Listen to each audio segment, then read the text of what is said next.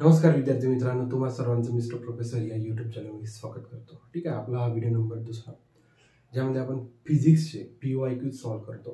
ठीक आहे, 2024 मध्ये जे काही पेपर्स झाले शिफ्ट वाईज 8 शिफ्टमध्ये पेपर झाले. ठीक आहे, 8 दिवस पेपर झाले, 2 शिफ्ट म्हणजे टोटल 16 शिफ्ट झाला. तर पहिल्या शिफ्टमध्ये जो काही 2 मे 2024 ला जी काही पहिली शिफ्ट झाली त्यातले आपण क्वेश्चन सॉल्व्ह. ठीक आहे, पण वेळ न वाया घालवता स्टेप बाय स्टेप. ओके, ते जे काही जुनचे क्वेश्चन्स आहेत तुम्ही या स्क्रीनवर बघू शकता. स्टेप बाय स्टेप आपण सोल्युशन सॉल्व्ह करण्याचा प्रयत्न करूया. ठीक आहे, बघा पहिला क्वेश्चन तुमच्या स्क्रीनवर. A streamlined flow of a liquid of a density rho is passing through a horizontal pipe of a cross-sectional area A1 and A2 at 2 ends. काय हरकत नाही. If the pressure of the liquid is P at a point where the flow is V, then the pressure at the another point where the flow of the speed becomes 3 times the previous one. ठीक आहे, समजा एक pipe आहे, समजा आपण एक consider केला. ठीक आहे, हॉरिझॉन्टल पाईप आहे म्हणजे ग्राउंड पासून, ठीक आहे ना, ह्या ग्राउंड पासून ही जी काही हाईट आहे ही झाली हाईट H1, ही झाली हाईट H2. ठीक आहे, ही दोन्ही हाईट कशी आहे सेम, दोन्ही हाईट कशी आहे सेम. ठीक आहे, हा झाला तुमचा एरिया A1, हा झाला तुमचा एरिया A2.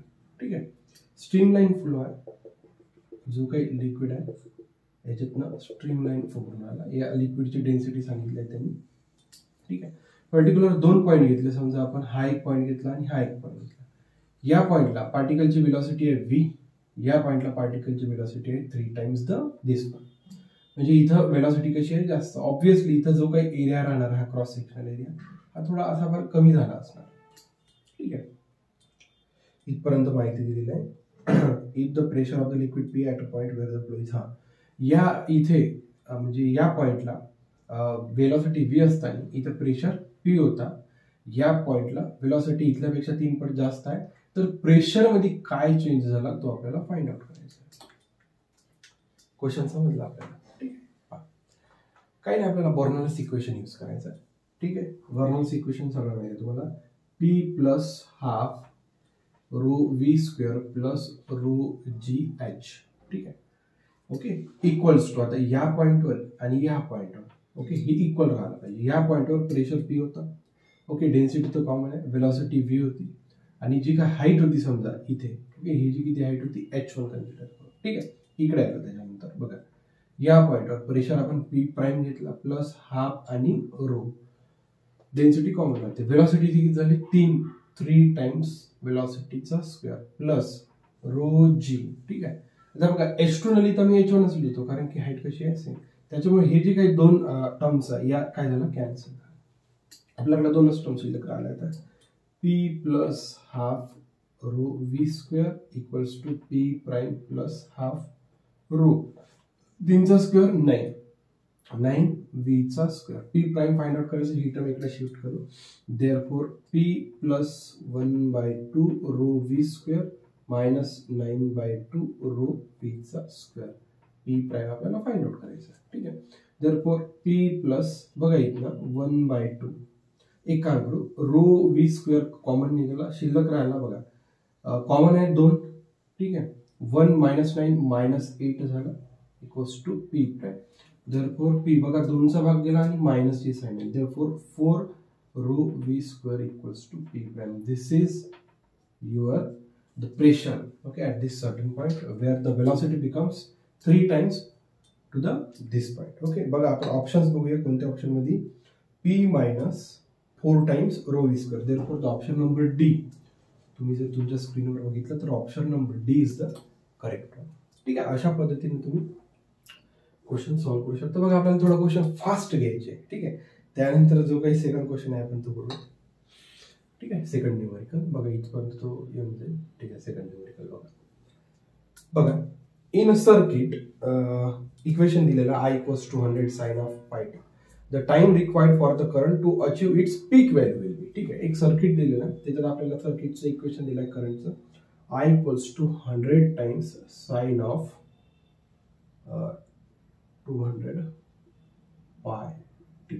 बघा त्या सर्किटमध्ये, okay, peak value maximum value achieve करण्यासाठी किती टाइम लागतो आपल्याला ते फाइंड आउट करायचं. ओके, एक सर्टन सर्किट आहे, त्या सर्किटचा आपल्याला जो काही करंट फ्लो होतो त्याचं इक्वेशन दिलं बघा. याला तुम्ही याच्यासोबत कम्पेअर करू शकता. I equals to I naught sine of omega t. येते लक्षात. इथं बघा लेफ्ट हँड साईडला करंट आहे. ओके, मग हा काय झाला तुमचा maximum current I naught. I naught काय रिप्रेझेंट करतो? Maximum current, peak value. ठीक आहे. आणि साइन ऑफ देन हा झाला तुमचा ओमेगा आणि पाय टी, सॉरी 200 टाइम्स पाय. ओके, बघा आता काय म्हटलं त्यांनी की मॅक्सिमम जेव्हा करंट राहतो किंवा मॅक्सिमम करंट अचीव्ह करण्यासाठी काय टाइम लागतो. ठीक आहे, म्हणजे करंट कसा पाहिजे? मॅक्सिमम करंट किती आहे तुमचा? I नॉट किती आहे? 100. ठीक आहे, बघा जेव्हा करंट तुमचा मॅक्सिमम राहतो, जेव्हा तुमचा करंट कसा राहतो? मॅक्सिमम, म्हणजे I नॉटच्या ठिकाणी मी 100 लिहू शकतो. देअरफॉर 100. बघा या हा जो काही करंट आहे, ठीक आहे, एक ऍव्हरेज करंटचं इक्वेशन दिलेलं आहे. आपल्याला करंट कसं, आपल्याला टाइम असा फाइंड आउट करायचा आहे की जेव्हा करंट कसा राहतो? मॅक्सिमम. मग मॅक्सिमम करंट म्हणजे कोणताच? I naught. I नॉट याच्यासोबत कम्पेअर केलं किती आहे? 100, म्हणून मी 100 लिहिलं. ठीक आहे, ऑलरेडी इथं 100 आहे. साइन ऑफ 200 टाइम्स पाय. ठीक आहे, 100 गेट कॅन्सल, इकडे शिल्लक राहिला 1. Sign of 200 times pi. बघा 1 ला मी लिहू शकतो साइन 90. 1 ला काय लिहू शकतो मी? साइन 90. साइन 90 म्हणजे pi by 2. Therefore sine of 200 times pi. बघा साइन गेट कॅन्सल. येत आहे लक्षात? Sine get cancel. हे बघा याच्यासाठी करायला लागलं कारण की काय म्हणते याला, अँगल मध्ये इथं स्मॉल टी दिसतो. मग हा जर अँगल आपल्याला रिमूव्ह करायचा असेल तर साइन रिमूव्ह करणं गरजेचं आहे. त्याच्यामुळे 1च्या ठिकाणी बघा इथे आता साइन गेट काय झालं? कॅन्सल. इथं स्मॉल टी आहे, बाकी सगळे इकडे शिफ्ट करू. बघा पाय अगेन काय झालं? कॅन्सल. 200 1/2 इंटू 200. ठीक आहे, equals to t. therefore 2 equals to 1/400 second. 2 दूनी 4 आणि 2 शून्य.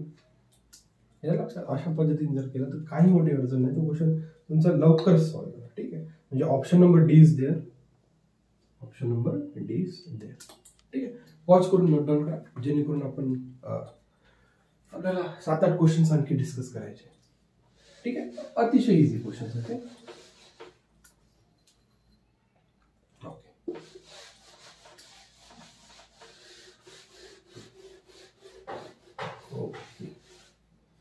Now see, we will move to the numerical number third one. इथे अशा पद्धतीने आपल्याला क्वेश्चन इझिली सॉल्व्ह करू शकतो, काही मोठी अडचण नाही. ठीक आहे, ठीक आहे. बघा क्वेश्चन बघा.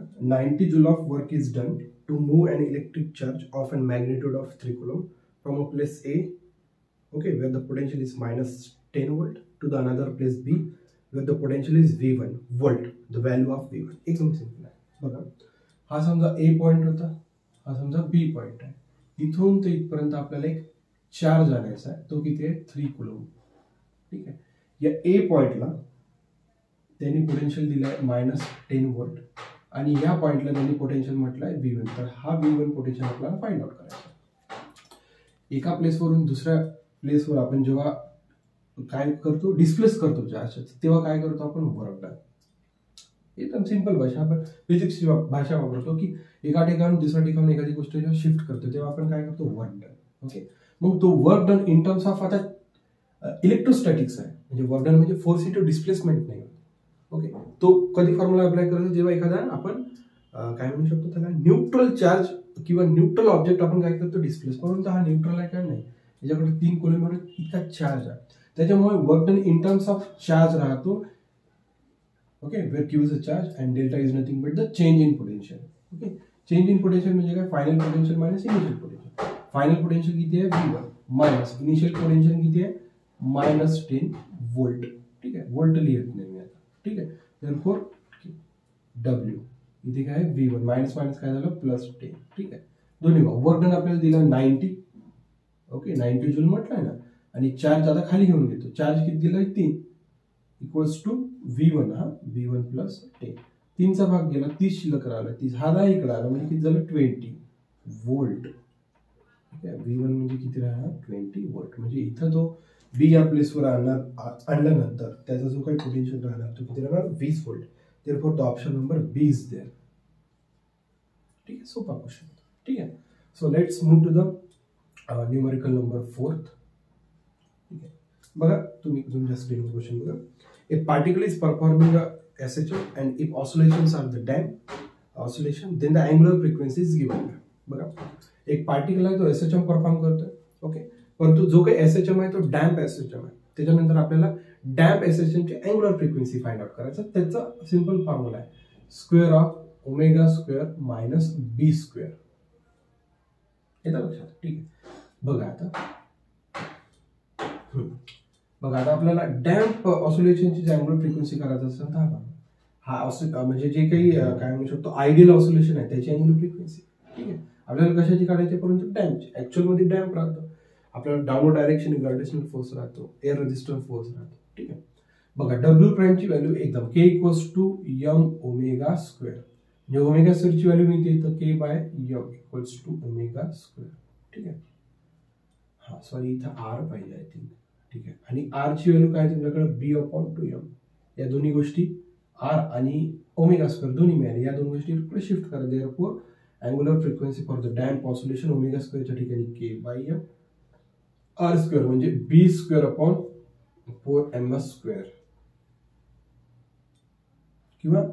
किंवा B/2m त्या फॉर्मॅटमध्ये ऑप्शन नाही दिसतं असा. ठीक आहे. बघा मधात मायनसची साईन पाहिजे. K/m B/2m whole square. तुम्हाला ऑप्शन नंबर इथं C दिसतो. ठीक आहे. तुम्ही तुमच्या स्क्रीनवर बघू शकता ऑप्शन नंबर C सोबत मॅच होते. याचा स्क्वेअर करण्याची गरज नाही. समजा तिथं B²/4m² राहिलं तरी तुमचा ऑप्शन झाला ना ब्रॅकेट स्क्वेअर. सिंपल क्वेश्चन होता. ठीक आहे. बघा त्यानंतर आपण परत 5व्या नंबरचा न्यूमेरिकल बघून घेऊया. ठीक. बघा magnetic energy stored in a inductor of a inductance of 5 microhenry carrying a current of 2 ampere. बघा एक इंडक्टर आहे, ओके, तुमच्याकडे इंडक्टर आहे. तर या इंडक्टरमध्ये एनर्जी किती स्टोर झाली ते फाइंड आउट करायचं आहे आपल्याला. How much amount of energy store, okay, Wien that inductor, okay, carrying a current of, जो काही करंट आहे त्याच्यातून चालला 2 एम्पियरचा. आणि या इंडक्टरचं इंडक्टन्स, ओके, तुम्हाला दिला आहे 5 micro Henry. This is inductance, okay, inductance.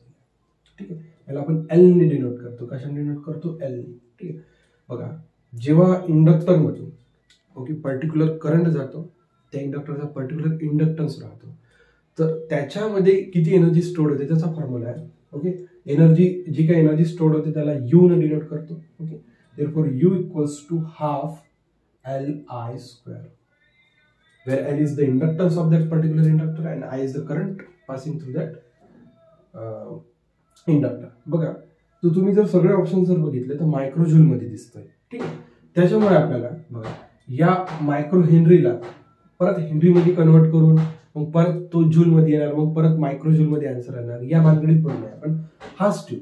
ठीक आहे. इंडक्टन्स किती आहे तुमच्याकडे 5, करंट किती आहे 2, 2चा स्क्वेअर 4. ठीक आहे.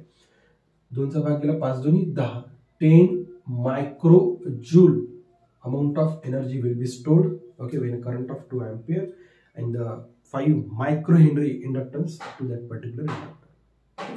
अशा पद्धतीने आपण क्वेश्चन सॉल्व्ह करू शकतो. तुम्ही पॉज करून नोट डाऊन करा. आपण परत 4-5 क्वेश्चन डिस्कस करूया. Moving forward we have discuss already 5 questions. Okay, बघा 6व्या नंबरचा न्यूमेरिकल बघा. ओके, बघा काय म्हटलंय तुमच्या स्क्रीनवर. The radius of innermost orbit of hydrogen atom is 5.3 × 10⁻11 meter. The radius of the fourth allowed orbit of the hydrogen atom. ठीक है, एकदम सिंपल है. समझो सेंट्रली न्यूक्लियस है. ठीक है. The radius of the innermost orbit, the radius of the fourth allowed orbit. ठीक है. समजा हा पहिला ऑर्बिट झाला, त्याच्यानंतर हा समजा फोर्थ ऑर्बिट झाला. ठीक आहे. तर याची जी काही रेडियस आहे, ओके, याला म्हणतो आपण इनरमोस्ट म्हणजे फर्स्ट ऑर्बिटची जे काही रेडियस राहते त्याला आपण R0 ने रिप्रेझेंट करतो. ठीक आहे.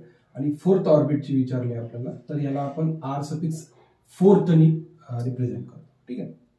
आता लक्षात घ्या रेडियस आणि नंबर ऑफ ऑर्बिट मध्ये एक रिलेशन आपल्याकडे. R is directly proportional to the n². ठीक आहे. R म्हणजे रेडियस आणि n म्हणजे ऑर्बिट. याचं लक्षात घ्या. या रिलेशनचा यूज करून आपण करू शकतो. बघा पहिल्या ऑर्बिटसाठी R च्या ठिकाणी मी R0 लिहितो. ओके, आणि पहिल्या ऑर्बिटसाठी एनच्या ठिकाणी किती इंटिजर आहे ना, हा 1, 1चा स्क्वेअर. इक्वेशन हा झाला इक्वेशन ए, हा झाला इक्वेशन 1. फोर्थ ऑर्बिटसाठी आर सफिक्स 4 लिहितो.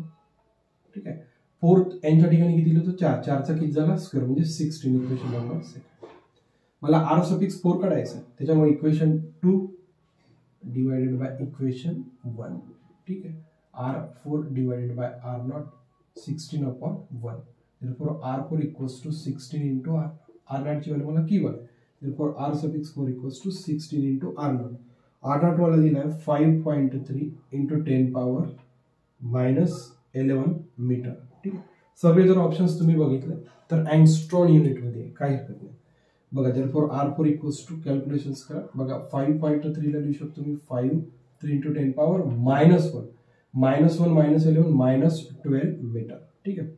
बघा 16 48 8 8 4 16 85 80 4 84 8 4 8 10 पॉवर बघा -10 into 10 पॉवर -2 मीटर असं लिहू शकतो. ठीक आहे.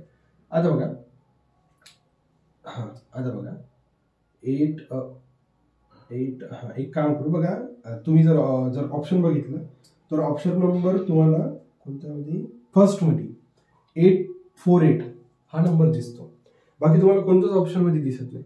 त्याच्यामुळे याला अँगस्ट्रॉन युनिट मध्ये कन्वर्ट करायच्या भानगडीत पडतो का.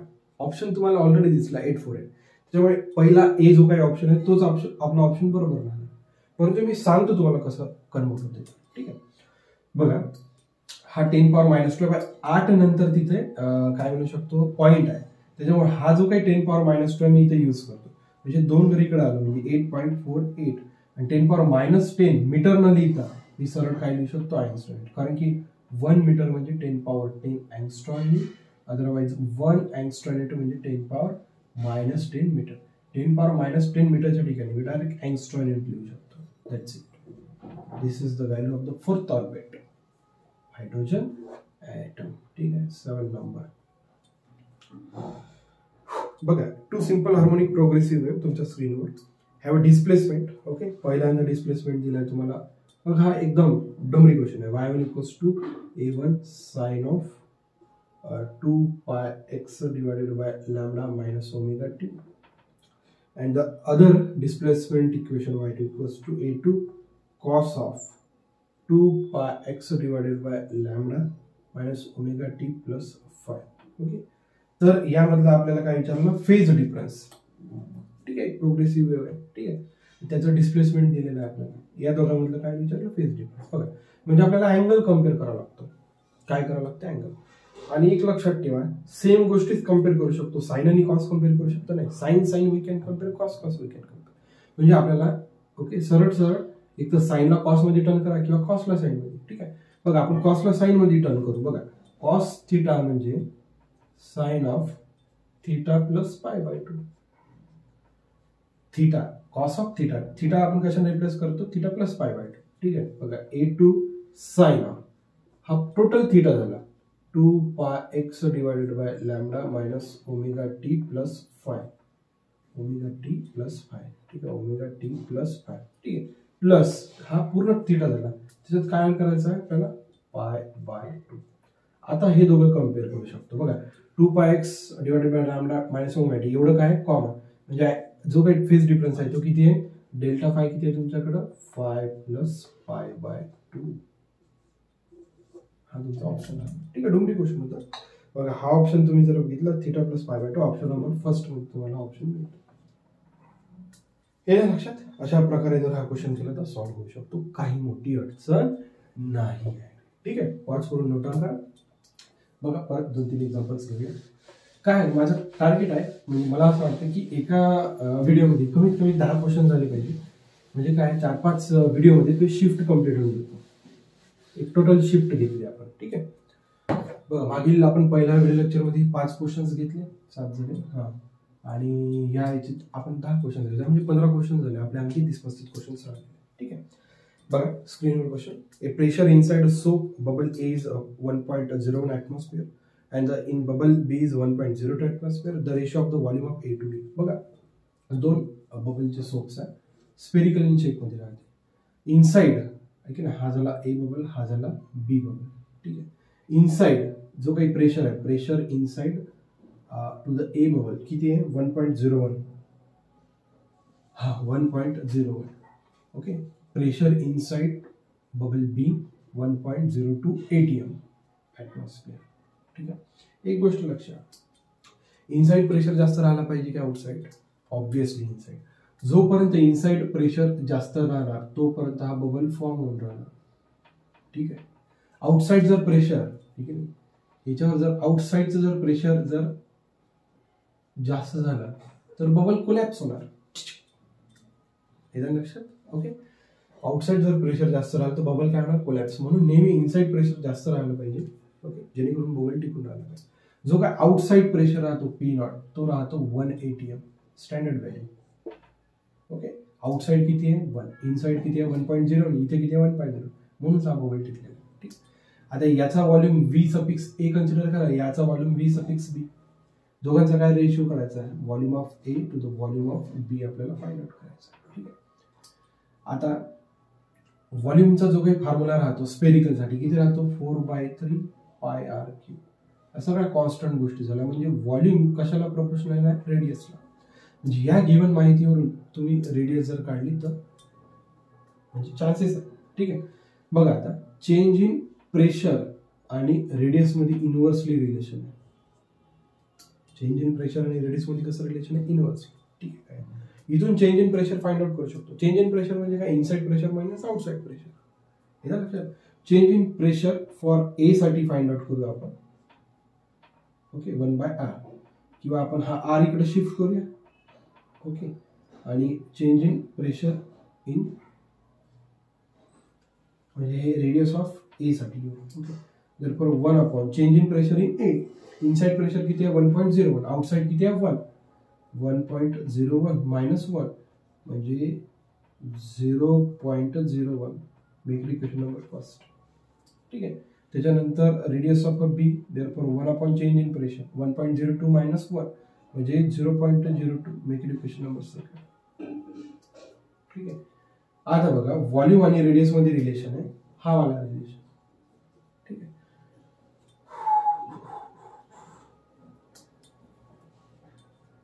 बरोबर आहे. Volume of A okay is equals to r(a) आणि r(a) ची व्हॅल्यू आहे 1/0.01. ठीक आहे, सेम व्हॉल्यूम ऑफ बी साठी 1/0.02. या दोघांचा काय पाहिजे तुम्हाला? रेशो. बरोबर आहे ना?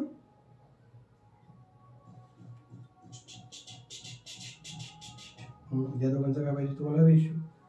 काही हरकत नाही, काढून टाकू नका. VA टू द VB 0.01 झाला 0.02. या फॉर्मॅटमध्ये ऑप्शन आहे का बघूया. 0. नाही, या फॉर्मॅटमध्ये ऑप्शन नाही, काही हरकत नाही. 2/1 तर असणार ना.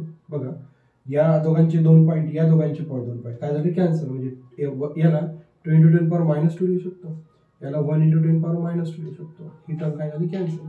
म्हणजे 2/1 म्हणा किंवा 2:1 म्हणा, एकच गोष्ट झाली. तुम्ही जर बघितलं तर पहिल्या ऑप्शनमध्ये तुम्हाला सोल्युशन मिळून येतं. येतं लक्षात? मेहनत आहे बाबू, मेहनत आहे. ऐसी क्वेश्चन नाही आलेले, मेहनत मेहनत. ठीक आहे, बघा त्यानंतर एक नंबरिंग चुकली असणार माझी. एक लास्ट क्वेश्चन माझ्या ह्याच्यात दिसतो आता. नाही, 2 क्वेश्चन आहे. बघा on your screen. Choose the correct answer. When a point of suspension of a pendulum is moving vertically upward with the acceleration a, its time period of oscillation decreases, increases, remains same. बघा, एक simple pendulum आहे. ठीक आहे, त्याचं काम तुम्हाला माहितच आहे, तो ऑसिलेट करतो. हा झाला त्याचा पॉइंट ऑफ सस्पेन्शन. ठीक आहे, या जो काही बॉब आहे याच्यावर डाऊनवर्ड डायरेक्शननी जो काही फोर्स आहे तो लागतो. ओके, या सर्व गोष्टी. हा पॉइंट ऑफ सस्पेन्शन वरवर शिफ्ट होऊन राहिला होते. समजा व्हर्टिकली तो मूव्ह होत आहे. समजा असं कन्सिडर करा की हा जो टोटल सिस्टम आहे लिफ्टमध्ये आहे, लिफ्ट वरवर चालली. ओके, लिफ्ट वरवर चालली, आपण ही पकडू ना, म्हणजे पॉइंट ऑफ सस्पेन्शन पण वर होतं. तर त्याच्या टाइम पिरियडवर काय फरक होतो ते आपल्याला फाइंड आउट करायचं. इन्क्रीज होतो, डिक्रीज होतो, काय? टाइम पिरियडचा फॉर्म्युला आहे T = 2π√L/g. 2π आणि लेंथ कशी आहे, कॉन्स्टंट. आपण वर चाललो तर लेंथ वाढत आहे का, म्हणजे जी काही टी आहे ते टोटल सरळ सरळ याच्यावर डिपेंड आहे, जी. ठीक आहे, बघा एक लक्षात ठेवा. ओके, डॉमिनंट फोर्स डाऊनवर्ड आहे. ओके, आणि जी काही तुमची लिफ्ट आहे त्या लिफ्टचं ऍक्सेलरेशन आहे ए. तर जो काही याच्यावर टोटल जो काही याच्यावर फोर्स लागणार तो किती लागणार, याच्यावर जो काही टोटल ऍक्सेलरेशन लागणार तो किती लागणार, जी प्लस ए. ओके, म्हणजे इथं जी न राहता काय होते ए, म्हणजे व्हॅल्यू काय झाली, वाढली. ही जर व्हॅल्यू वाढली तर टाइम पिरियड काय झाला, कमी, inverse relation. Therefore time period काय होते, डिक्रीजेस. टाइम पिरियड काय होतो, डिक्रीजेस. बघा तुम्ही हा जर ऑप्शन बघितला आहे ते option number first is there. ठीक आहे, बघा तुम्ही पॉज करून नोट डाऊन करा. So we can move to the last numerical from this video. येतं लक्षात.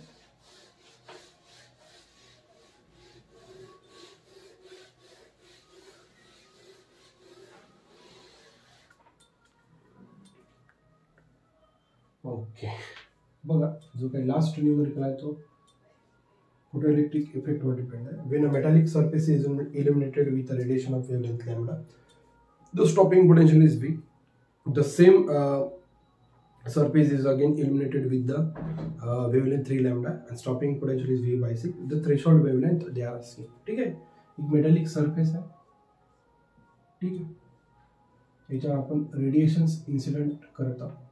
इनिशियली जे काही रेडिएशन्स इन्सिडेंट केला त्याची वेवलेंथ किती होती, लॅम्बडा. मेटॅलिक सरफेसचं स्टॉपिंग पोटेन्शियल होतं V. Okay, same metallic plate. Okay, we are illuminated with the wavelength 3 lambda आणि स्टॉपिंग पोटेन्शियल झालं V by 6. तर आपल्याला threshold wavelength lambda naught find out करायचा. या लक्षात, हिला नाव देऊन द्या. समजा इथं पहिल्यांदा जो काही लाईट यूज केला त्याची वेवलेंथ लॅम्बडा होती, नंतर काय झाली 3 लॅम्बडा. स्टॉपिंग पोटेन्शियल मध्ये काही चेंज झाला, इथं V होता, इथं V by 6.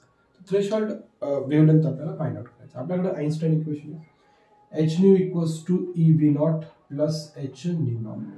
h Planck's constant, frequency, potential, okay, threshold frequency काही.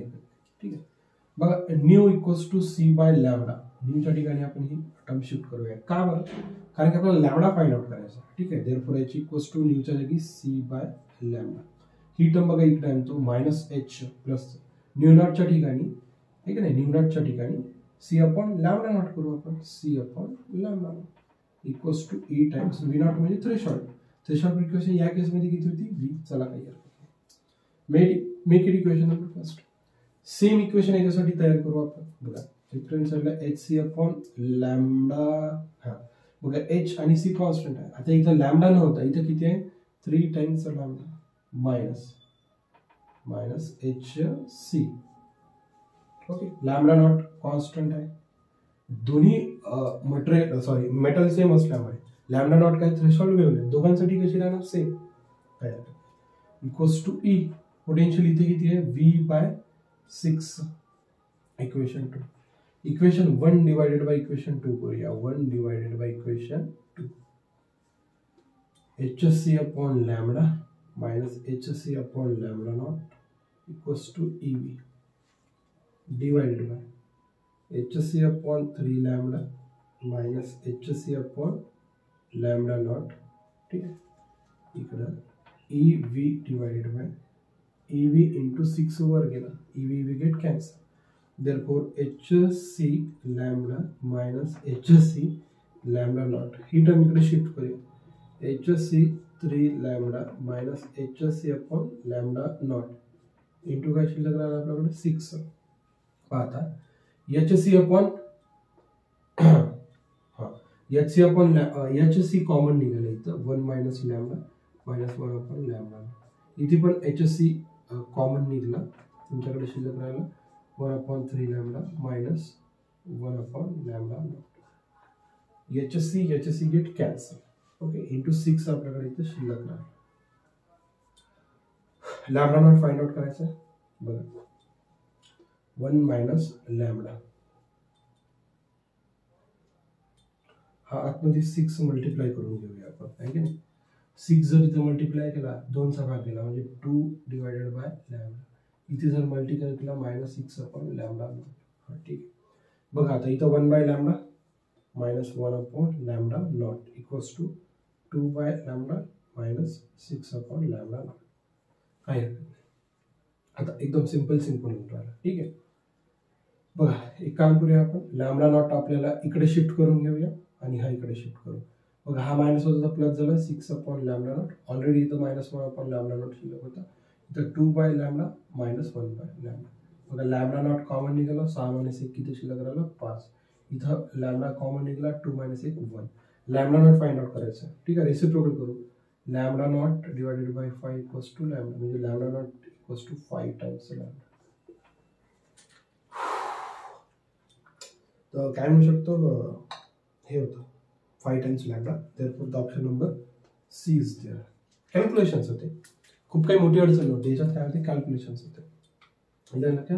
कॅल्क्युलेशन्स होते. फॉर्म्युला कसं आइन्स्टाईन्स इक्वेशन, दॅट्स इट. ठीक आहे. बघा अशा पद्धतीने जर केलं तर 100% क्वेश्चन होतात आपले. टार्गेट टू आपण 8 ते 10 क्वेश्चन झालेच पाहिजे. कमीत कमी 4-5 व्हिडिओ बनतात एका शिफ्टवर. आपल्याला भरपूर शिफ्ट डिस्कस करायची आहे. ठीक आहे. So thank you for watching. See in the next video.